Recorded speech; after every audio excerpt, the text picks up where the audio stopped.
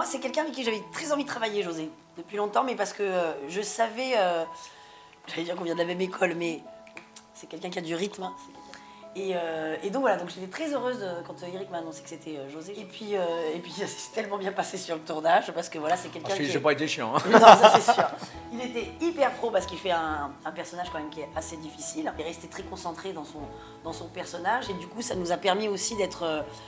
de le vivre vraiment. Du coup, ça nous a amené à avoir cette, j'allais dire, cette osmose, ce rapport homme-femme. Il n'y a pas de sexualité, bien sûr, tout ça est platonique. Le tempérament, la beauté, incarné, voilà, l'élégance. J'ai l'impression qu'on a fait un joli couple, même si c'est un couple un peu particulier. Avec mon camarade Benoît Poulvorde, quand on se retrouvait sur des films, on avait des rôles qui n'étaient pas tout à fait dans la même dynamique, et c'était très bien, parce que déjà, dans la vraie vie, on n'arrêtait pas tous les deux.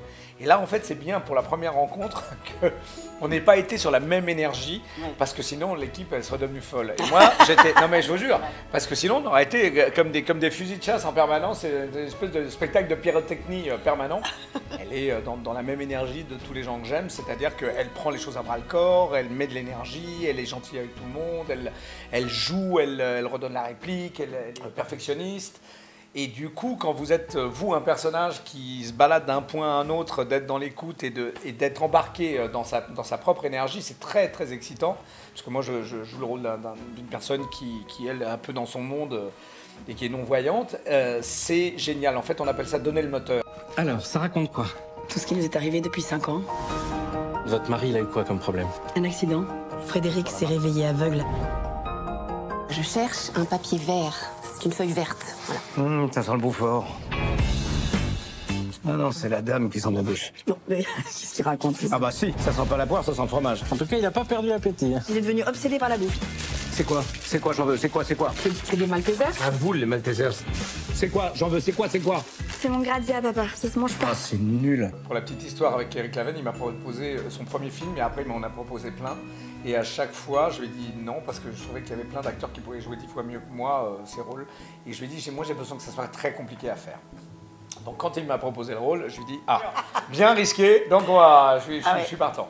Mais la seule condition pour pouvoir y arriver, puisque c'est des personnages qui tiennent sur 1 seconde, c'est-à-dire que quand vous jouez un non-voyant, les gens passent leur temps à regarder vos yeux pour voir quand est-ce que vous allez lâcher, quand il y a quelque chose qui va vous trahir.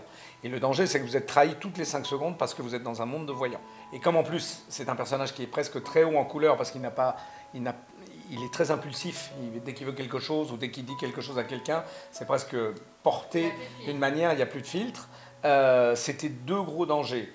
Donc je suis venu m'excuser à Alex, à toute l'équipe, à tout le monde, et je leur ai dit, je ne vais pas être la personne que je suis d'habitude. Je vais me mettre dans un coin et ça va être comme ça pendant tout le tournage. Et pour nous, c'était super parce qu'il nous a, quelque part, il nous a imposé, il nous a amené son personnage tout de suite. Donc nous, qu'on n'avait plus qu'à recevoir ça, donc pour le jeu, c'était extraordinaire. Famille, pareil, ça fait partie des comment dirais-je, c'est compliqué à appréhender parce que d'un côté, c'est un socle, mais d'un autre côté, c'est aussi un nid d'emmerde et de frustration. Ce que j'aime beaucoup chez Eric aussi, c'est qu'on retrouve effectivement la famille, l'amitié, et donc on retrouve évidemment tout ce qu'on connaît chez les autres, c'est-à-dire leurs défauts, leurs petites imperfections, leur jalousie, le côté radin. Donc c'est surtout les réactions de ses amis face à ce malheur que vit cette femme. Les amis, les amis, bizarrement, au fil du temps, ça devient comme la famille. Parce qu'il y a un adage qui dit on ne choisit pas sa famille, mais on choisit ses amis. Le problème, c'est qu'au bout de 20 ans d'amitié, 20 ans, les amis, ça devient comme une famille. Donc avec les mêmes jalousies, les mêmes tensions, les mêmes problèmes. Vous parlez de vos amis dans le livre. Vous leur avez fait dire avant? Pas encore, mais ça va leur plaire. Enfin, s'ils se reconnaissent. Oh, je me souvenais pas de ça. Mais c'est vrai, quoi, on y est, on est avec elle. C'est un livre, oui. Je rêve. Lisa, vas-y, tu vas voir. Je suis étouffante. J'en sais rien. T'en sais rien? Fabrice, ça fait 20 ans qu'on vit ensemble. T'as bien une petite idée, non?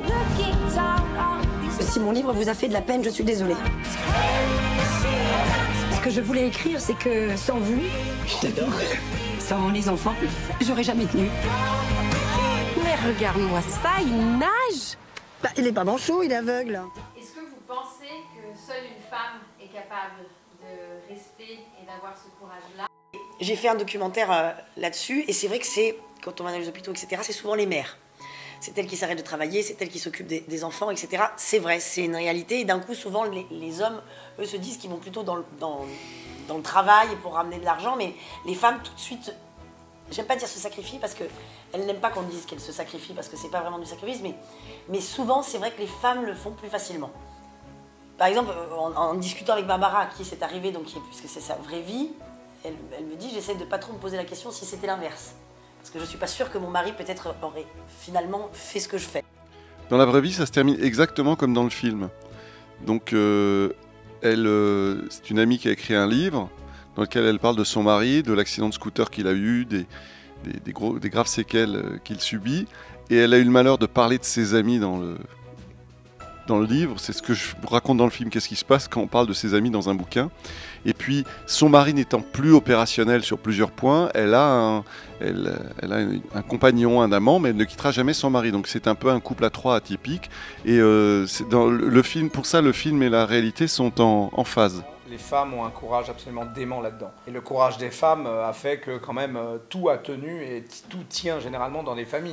Je pense que les hommes ont une autre approche, encore une fois, c'est sans doute dû à une espèce de schéma de vie. Je crois qu'on nous a très très bien inculqué un certain nombre de choses, de concepts, qui sont en train de voler en éclats en ce moment.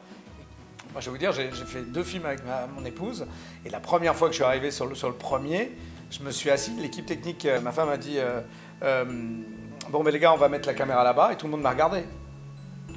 Et moi j'ai regardé les gars, je leur fais les gars, je crois que la patronne vient de parler. Et là les mecs me font oh putain, bon et voilà, mais il y a eu un réflexe. J'ai vu même dans l'armée ou dans plein de trucs, les femmes diriger des groupes d'hommes 10 fois mieux que n'importe quel type qui travaillerait, parce qu'il y a de la finesse, il y a une intelligence, voilà. Bah on adore On adore, Gigi, ouais, Gigi, les deux Gigi. Gigi, les Gigi, les perruques. C'est Gigi et Jojo, ça va faire une sacrée équipe. Ah ouais, Gigi, ouais, merde, je sais pas moi. Gigi, Jojo, moi je me... Toi t'es Zézette. Moi je suis Zézette.